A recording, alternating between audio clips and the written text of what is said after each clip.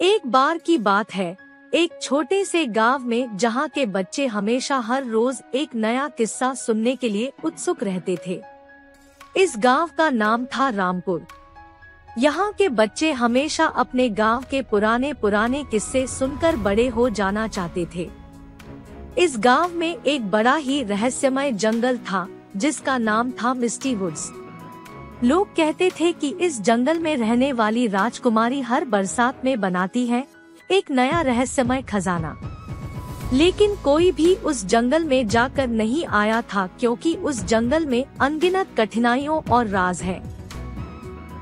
एक दिन गांव का एक छोटा सा लड़का नामक विक्रम ने अपने दोस्तों से कहा, मुझे मिस्टी वुड्स जाना है। मुझे लगता है कि हमारे गांव की राजकुमारी के बनाए खजाने का राज वहाँ है। विक्रम के दोस्त दारिया और सुमित ने उससे कहा, तू पागल हो गया है क्या? वह जंगल बहुत ही खतरनाक है, कोई भी उसमें जाने की कोशिश नहीं करता। लेकिन विक्रम ने तय किया कि वह मिस्टी वुड्स जाएगा और राजकुमारी के बनाए खजाने का पता करेगा। उसने अपने साथियों को राजकुमारी के साथ भाग लेने के लिए मना किया क्योंकि उसे लगता था कि यह एक आत्मसमर्पण और साहस का काम है। विक्रम ने अपनी राह चलते हुए मिस्टी वुड्स की ओर बढ़ते हुए देखा कि वह जंगल कितना रहस्यमय है। वहाँ के पेड़ पौधों में अजीब अजीब सीधाइयाँ थी और वहाँ के शब्द सुनकर उसका दिल बेताब हो रहा था। एक दिन विक्रम ने एक रास्ता चलते हुए एक बड़े से पेड़ के नीचे बैठे एक वृद्ध आदमी से मिला। वह वृद्ध आदमी विक्रम को देखते ही हैरान हो गए और पूछते हैं, तुम यहाँ कैसे आए हो बच्चा? विक्रम ने अपनी कहानी सुनाई, मैं मिस्टी वुड्स का राज जानने के लिए यहाँ आया हूँ। मुझे लगता है कि राजकुमारी के बनाए खजाने का राज इस जंगल में है। वृद्ध आदमी मुस्कुराए और कहते हैं, तुम बहुत ही साहसी हो बच्चा, लेकिन ध्यान रखो इस जंगल में बहुत से खतरे हैं, तुम्हें सावधानी से काम लेना होगा।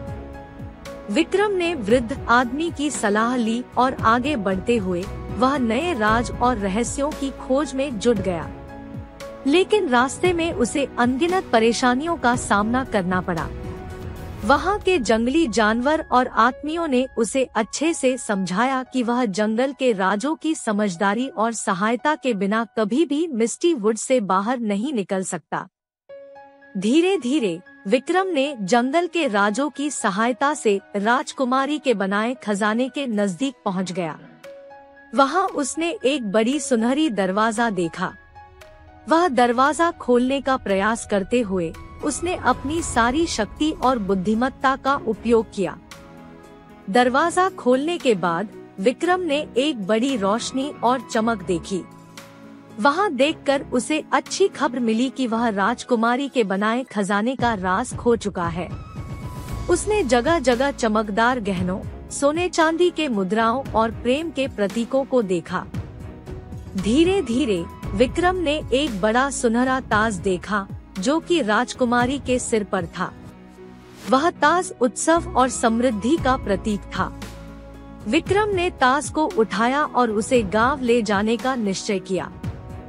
विक्रम ने गांव में ताज का उत्सव मनाया और लोगों को बताया कि राजकुमारी के बनाए खजाने का राज उसने खो दिया है। सभी लोग उसकी वीरता की सराहना करते हुए उसे सर्वोत्तम सम्मान दिया। इसके बाद विक्रम को गांव का सबसे बड़ा सम्मान मिला और उसे रामपुर का शेर कहा गया। वह सम्मानित होकर अपने दोस्तों के साथ गांव में ही खुशहाली से रहने लगा। इसके बावजूद विक्रम ने कभी भी अपनी राष्ट्रीय दायित्वों को नहीं भूला। वह हमेशा से लोगों की मदद करने के लिए तत्पर रहा और उनकी सेवा करता रहा। इस प्रकार विक्रम ने साहस, सामर्थ्य और समर्पण के माध्यम से अपनी राष्ट्रीय दायित्वों को पूरा किया और गांव की सभी लोगों की प्रतिष्ठा हासिल की। हम अपनी कहानी को YouTube पर साझा करते हैं। आप हमारे नए YouTube चैनल पर हमारी और अन्य रोचक कहानियों को सुन सकते हैं। चैनल को सब्सक्राइब करें और हमें आपकी पसंद और सुझाव के बारे में बताएं। आपका धन्यवाद। अपना ध्यान रखें और सुरक्षित रहें।